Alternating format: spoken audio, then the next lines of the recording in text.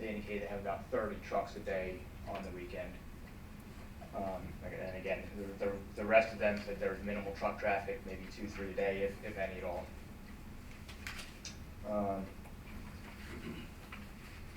The other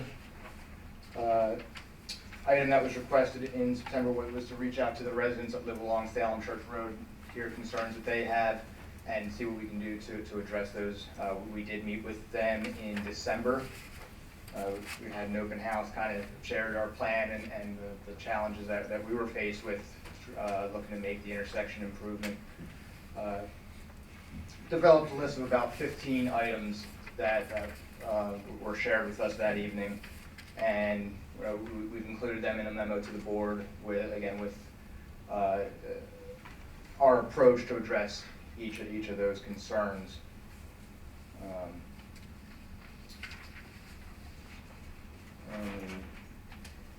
Part of those concerns, were related to the use of Brackville Boulevard instead of Basehor Road. Some signing along the detour route. Some other items. I'm happy to go through the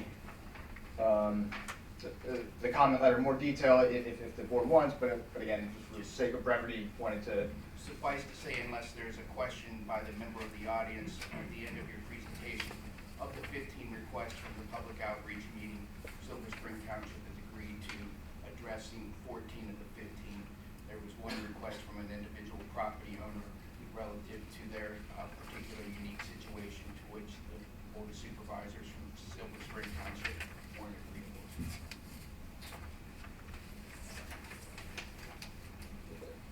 There was a concern with the structural adequacy of an existing foundation in a basement that's located fairly close to Silver Spring Road.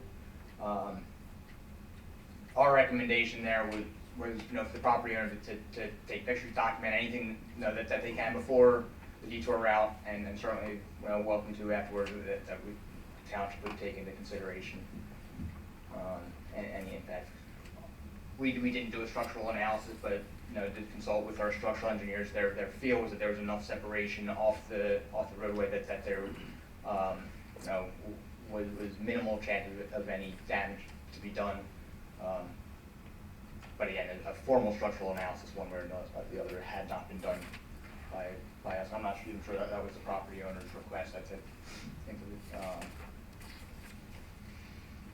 property owner, I believe, had asked for a third-party opinion, not necessarily even our structural engineer's opinion. But and certainly they're welcome to do so, and if there's damage, we can certainly reevaluate that. So, Eric, in summation, any of the costs incurred relative to the project would be borne by Silver Spring Township, correct? That's correct. Yeah, there'd be no cost to Hampden Township for either the police officer, flagger, any of the traffic control that's set up, or any repairs that need to be done. And I should mention, I mentioned signal poles and signs and whatnot. One of the items that came up in the meeting was, what if a truck turns around in my yard or hits my mailbox or something? Townships agreed to reimburse any of those sort of damages as well, fix any rutting that happens, and again, the detour route would be videotaped before and after construction. I suspect the bid specifications haven't been developed just yet, but any idea as to how you will address inclement weather should it be forecasted during the anticipated project, as well as what type of liquidated damages would you intend to put into the contract or the contractor should they not complete the project in the estimated time? And in terms of inclement weather, currently, we're trying to work it into the contract that that the exact weekend that the closure occurs needs to be flexible up to the date that's sort of, and the decision to move forward or not would be a joint decision between HRG, the township, and the contractor if we decide if the weather forecast doesn't look promising enough to do the construction. With regard to liquidated damages, there is a formula based on the amount of traffic that you're detouring and how long the detour route, how much of an inconvenience it is, that the contractor would be responsible to reimburse costs for the duration of however far they go beyond that the weekend closure. So if they go 1 day beyond, it would be X amount. If they go 4 days beyond, it would be 4 times that amount. So there is a financial incentive envisioned for the contractor to get on the job, stay on it, and get out of there. Correct, and beyond that, the detour route will be videotaped at 6 a.m. Monday morning, whether they're out of there or not. Any damage that's done after that point would be on them, not the township anymore. Thank you. Any questions from the board? Yeah, Terry,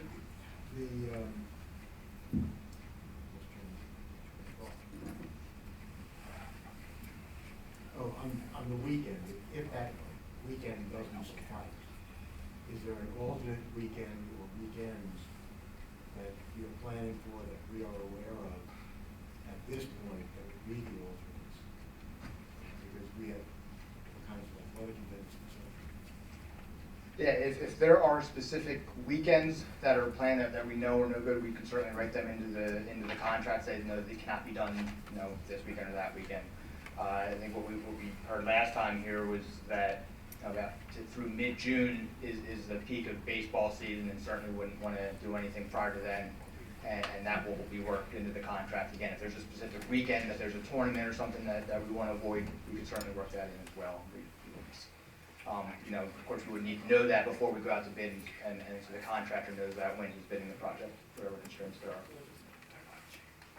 Thank you. Anything else from the board? Anybody from the audience have a question, comment? Yes, There's always a question. welcome back. Yeah, there's always a question.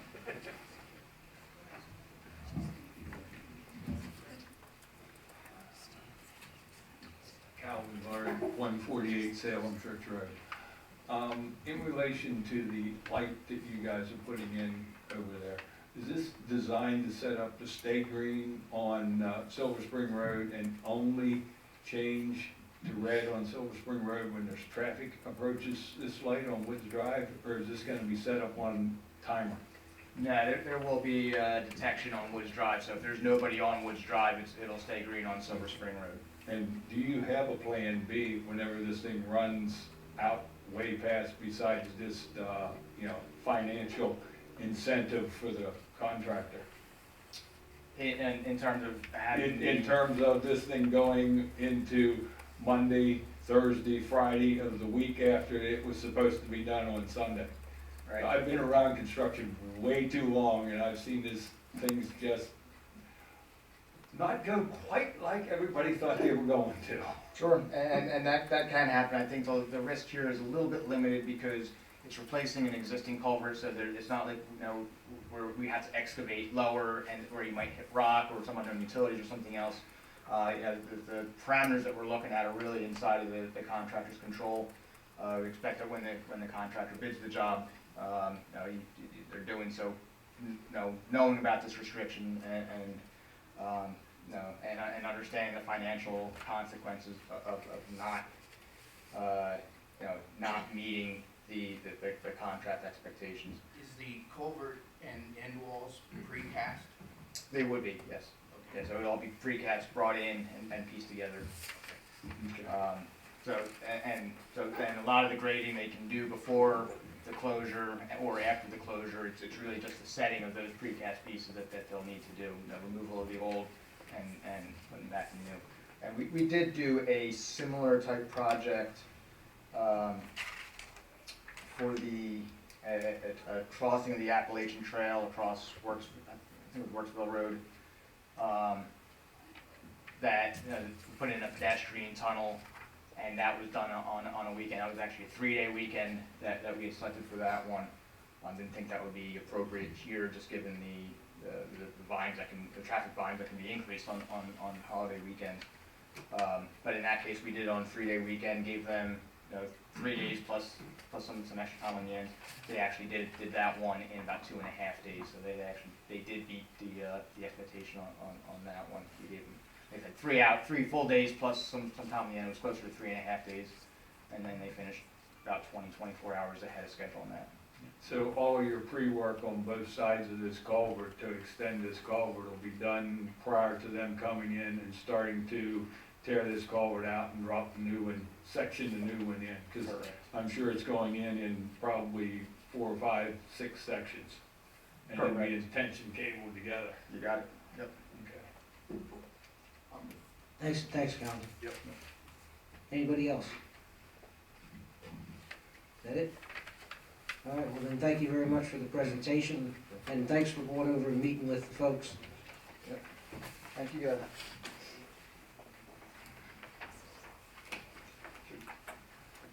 Question for the solicitor, can we just temporarily, address the situation where trucks are prohibited on Church Road without amending the ordinance? On a temporary basis. Yes. Chief? I was under the impression there could be temporary restrictions, but, I mean, I I'd look believe that that up. we have the ability to, for, safety, exception, whatever, alter, suspend enforcement. Need a motion for that?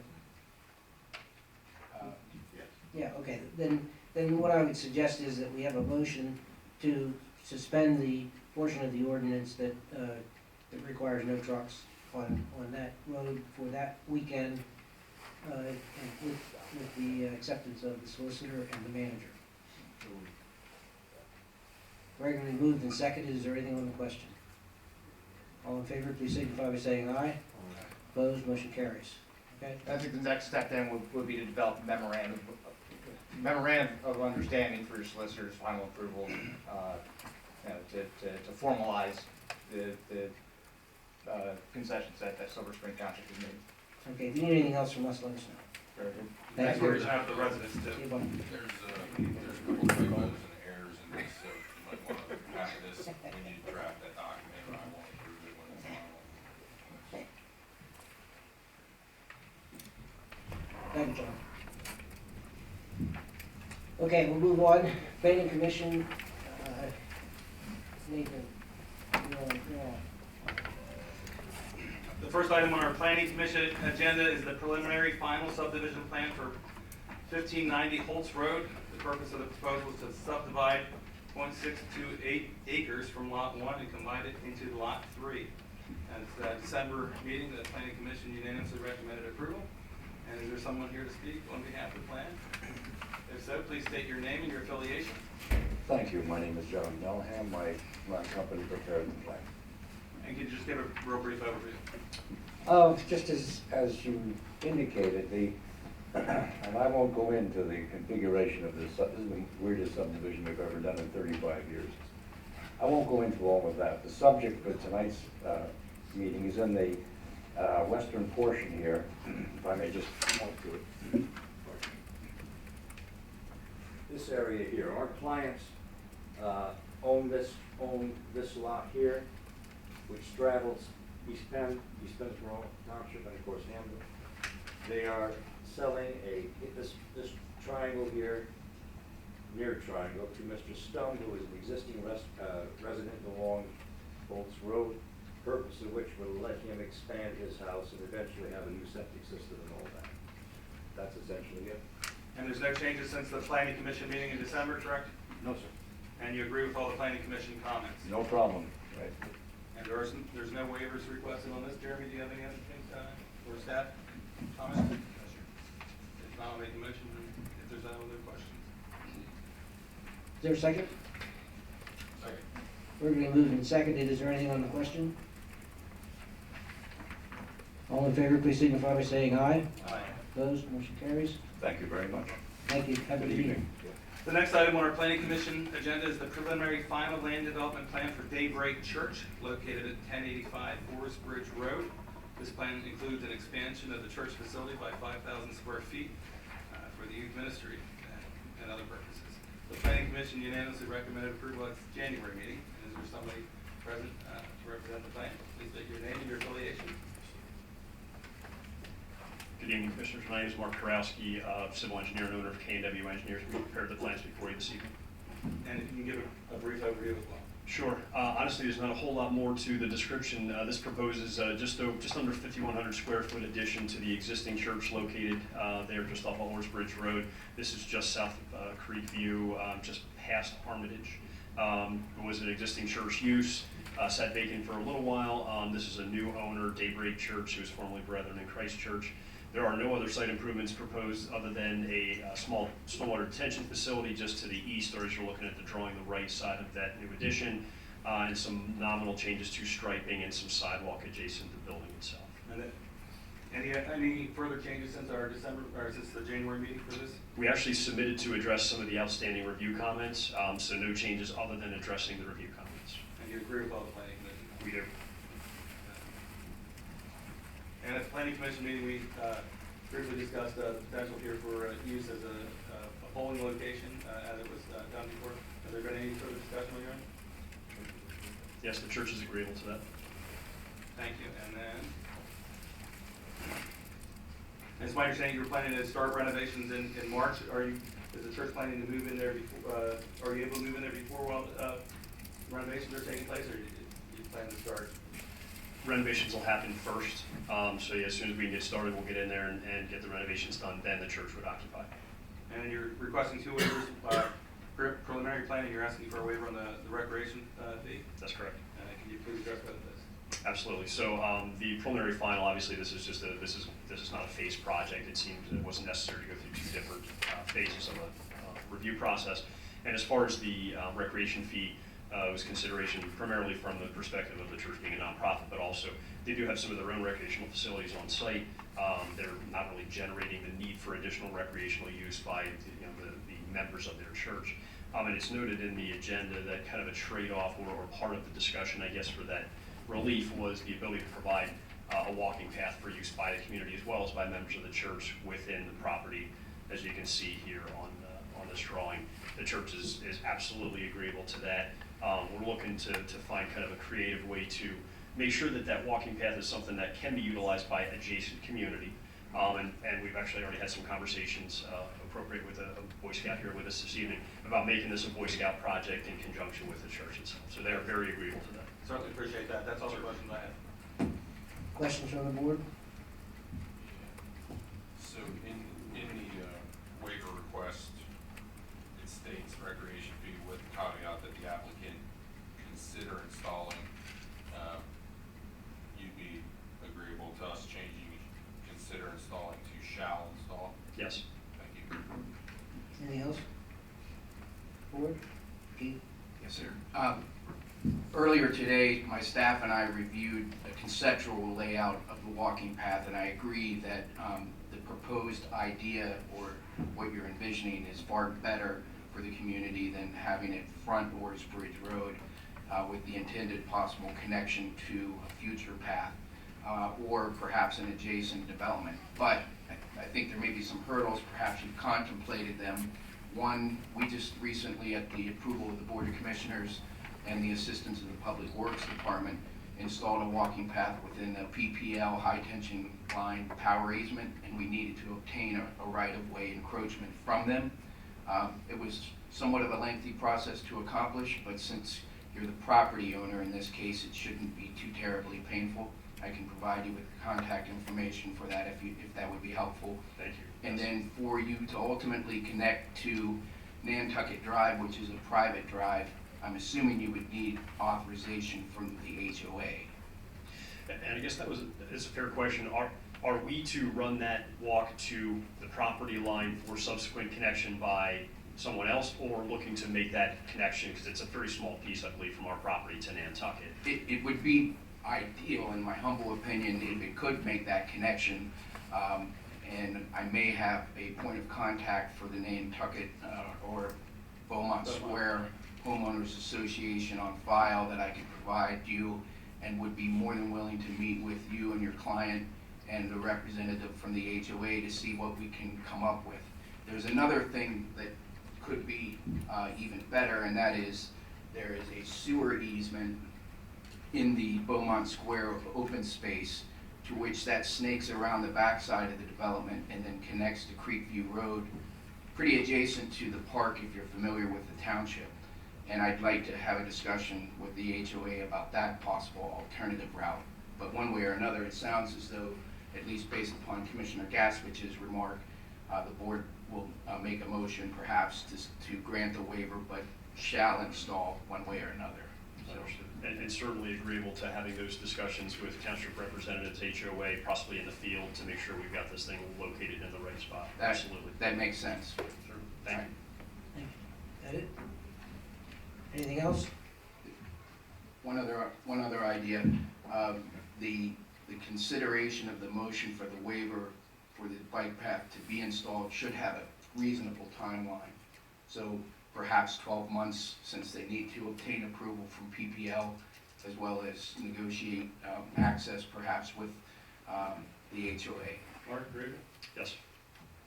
Excellent. Well, if there's no further discussion, so first of all, thank you for, it's great having the reuse of the facility and back in operations on that front. Thank you for your consideration on the potential use for the polling location, and as well as for being agreeable here to the walking path. That's great. So I move that we approve the 2 requested waivers contingent upon the applicant implementing and installing a walking path to the community in lieu of the recreation contribution and constructed within the 12-month period. Second. Moved and seconded, is there anything on the question? All in favor, please signify by saying aye. Aye. Opposed, motion carries. And then I make a motion that we approve the preliminary final land development plan for Daybreak Church. Second. Moved and seconded, no on the question. All in favor, please signify by saying aye. Aye. Opposed, motion carries. Thank you for your time, Thank you, Commissioners. thank you very much, good luck. Thank you very much for being a good neighbor Yes. and putting the walking path in. We're trying to extend those throughout the township as projects come to fruition, so, thank you and welcome to Hampton. Amen. Thank you. The final, excuse me, the final item on our planning commission agenda is the preliminary final subdivision plan for 3706 Leyland Drive. It's my understanding that one resident is purchasing property from another individual in Sullivan, and the planning commission is unanimously recommended approval at its January meeting. Is there someone here, please state your name and your affiliation. Yes, Mark Romeo Land Surveying here representing Baron Fitzgerald. Mr. Fitzgerald is the applicant, and as Commissioner pointed out, he seeks to purchase a small piece of land on the rear of his property to increase the size of his backyard, much like his neighbor to the west did. And we've been in receipt of staff comments, we addressed them and resubmitted the plan, and we just seek final approval. And you're in agreement with the planning commission comments? Yeah, and we had no problem with any of them. Okay. And you're requesting 4 waivers, is that correct still? Correct. Can you go through those? Yeah, the waivers, we,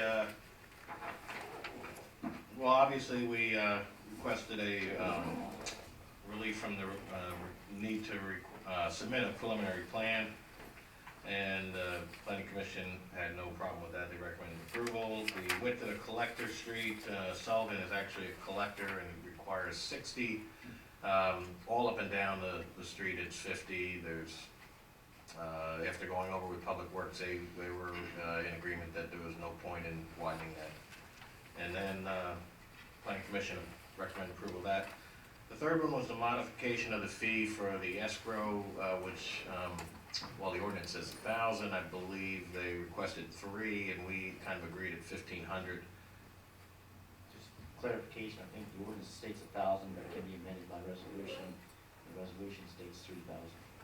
Okay, so I trust Jeremy's recollection. He knows it better than me. All right, and then the fourth one was and they took no action at the planning commission. It was my client's request that we ask a waiver on that, since in section, chapter, I'm sorry, 22.511 is the section, and it states that a new and additional facilities are required in direct proportion to increases in population and workforce. Developers causing such increases must share in the cost of additional recreation facilities. And my client contends that he's not increasing the work